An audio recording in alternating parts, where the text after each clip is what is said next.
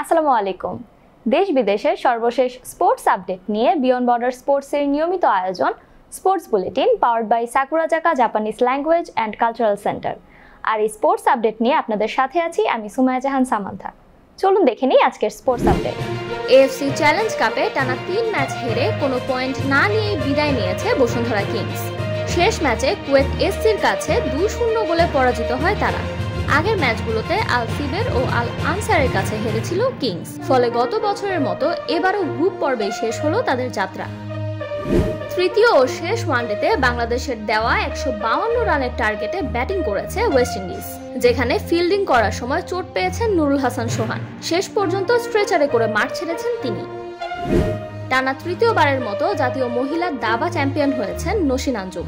রানী হামিদের পর দ্বিতীয় খেলোয়াড় হিসেবে এই কীর্তি গড়লেন তিনি। 11 রাউন্ডে 8.5 পয়েন্ট অর্জন করে শিরোপা জেতেন নসিন। টি-20তে টানা 3 ম্যাচ হেরে ওয়েস্ট ইন্ডিজের কাছে 3-0 ব্যবধানে সিরিজ হারল বাংলাদেশ। শেষ ম্যাচে তানজিদ তামিম 62 বলে 89 রান করলেও 19 বল হাতে 5 উইকেটে জয় তুলে নেয় ওয়েস্ট ইন্ডিজ।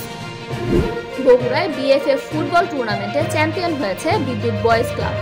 টুর্নামেন্টের উদ্বোধন করেন বগুড়া ফুটবল একাডেমির প্রধান পৃষ্ঠপোষক। এছাড়া প্রধান অতিথি হিসেবে পুরস্কার তুলে দেন জাতীয় ক্রিকেট দলের সাবেক অধিনায়ক তামিম ইকবাল।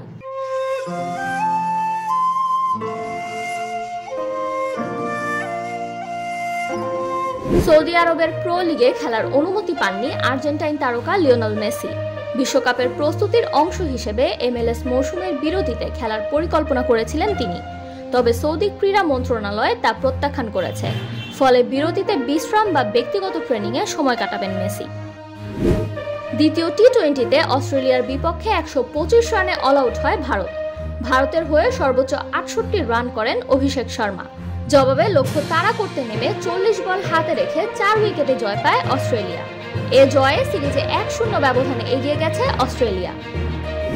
15 বছর বয়সে আন্তর্জাতিক মঞ্চে পর্তুগাল অনূর্ধ্ব-16 দলে অভিষেক করেছেন ক্রিস্টিয়ানো রোনালদো জুনিয়র। তুরস্কের বিপক্ষে খেলার মাধ্যমে তার যাত্রা শুরু হয়েছে, যেখানে ম্যাচে 2-0 গোলে জিতেছে পর্তুগাল। তেলেঙ্গানার রাজ্য সরকারের মন্ত্রী হিসেবে শপথ নিয়েছেন ভারতের সাবেক ক্রিকেট অধিনায়ক মোহাম্মদ আজহারউদ্দিন। রাজ্যপাল জিষ্ণুদেব বর্মা তাকে শপথ করান। এছাড়া কংগ্রেস সরকারের একমাত্র মুসলিম মন্ত্রী তিনি।